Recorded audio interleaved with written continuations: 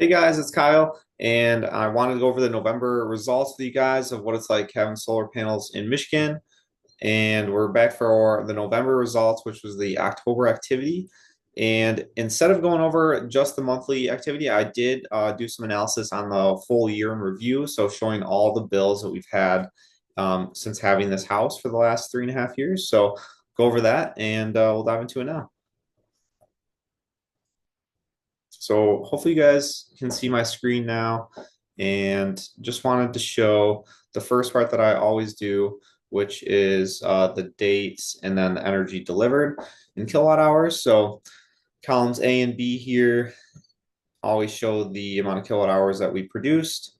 And if we scroll down, you can see that was 401 kilowatt hours. So that's what we actually produced, and what we sold back to consumers is in the self-generated outflow section as usual, and that was 307. So we got a credit of $26.85, and I'll try to make this a little bit bigger for us. So we'll just zoom in here to 125. So you can see, yeah, $26 credit we got.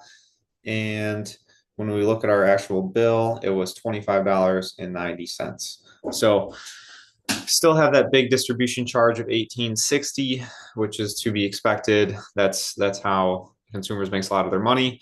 But also they are the ones that have the pipelines under your ground. They have the grid, so they can definitely charge for that, and it makes sense. So not bad for $25 total for the month. And then I wanted to also go over the year in review. So I made this chart over here. Since having the house, we got it in 2021 in August. I just put all our bills in here, and we ended up getting solar panels. It was actually August of 2023 is when it first really went live. So you can see, the big jump from here, going from the 87, 98, and then all of a sudden it's 43 and quite a bit less. So just wanted to show that, just to show what it actually is like having solar panels and how much you actually save. Your bill is definitely not zero. That being said, we only got 8 panels originally, and now we have 9. But I just wanted to show that if you were to get like 16 panels, oh yeah, you can definitely get that bill down to very minimal amounts.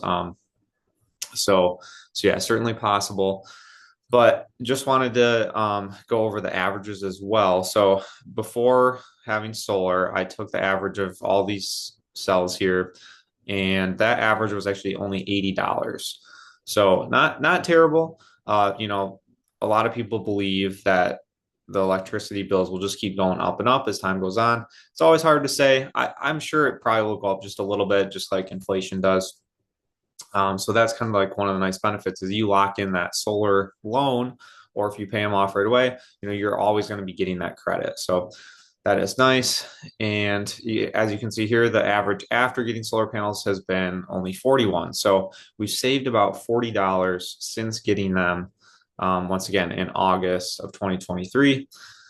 So that's been some good savings. And then we actually got that 9th panel added because it wasn't producing exactly how we wanted it to, or exactly how it was promised, we'll say. So the company came back out and they actually installed a free 9th panel for us to get us where they promised. So that was very nice of them. Definitely respect doing business with them because of that. So yeah, we should really be getting about $45 of savings going forward, which is what we were expecting. So that's great news.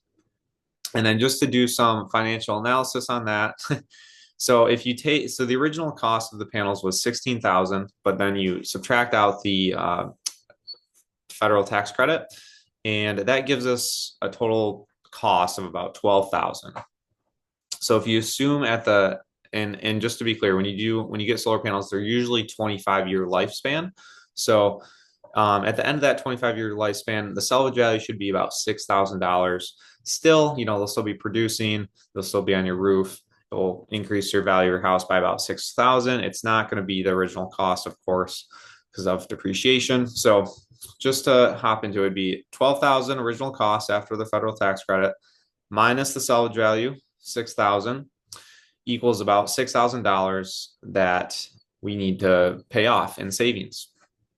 So if you take that $45 of savings per month, that ends up being taking you about 133 months to reach that break even point of 6,000 that you're paying out of your pocket.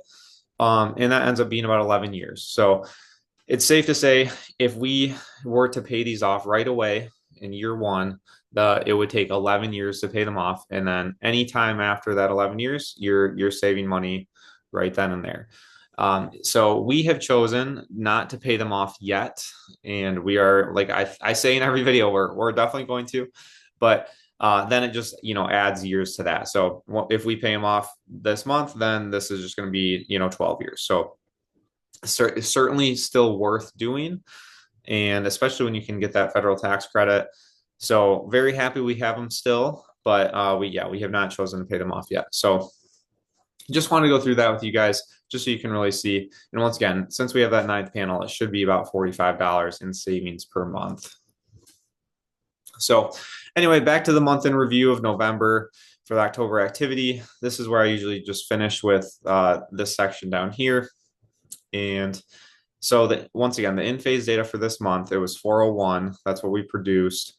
And then the self-generated outflow, that's when we sold back to consumers. It gives us a total used while producing. So that's the amount that sun hit our roof and we used it immediately with the lights. That's that 94 kilowatt hours. And then if we add that amount, that 94, to what we were actually charged, which was the 250 you can see here, that gives us a total of 344, which is what we would have been charged had we not had solar panels. So that's showing about $70 on my chart. And if you look at, the other November amounts, it's right in line. It was 70, 69 before solar. So just to kind of show some other backup there. But so we would have been paying about $70, but since we had the solar panels, we only paid 25 this month. So we saved about 44. And once again, I estimated that each month our average is $45 savings, which is great. So since we still do have that solar panel loan of 86, we still ended up paying an extra $41. But like I said, in the year in review, a lot of that's interest. And then once we reach that 11-year break even point, we're saving everything after that. So definitely still very happy with them. And yeah, I couldn't have more good things to say about them so far. Haven't had any hail damage. They hold up very well. We have had some hail and have had zero damage. Of course, we have insurance on that too. So yeah, really appreciate you guys listening. And as always, if you have any questions, let me know. But hope you guys have a good day, and thanks for listening.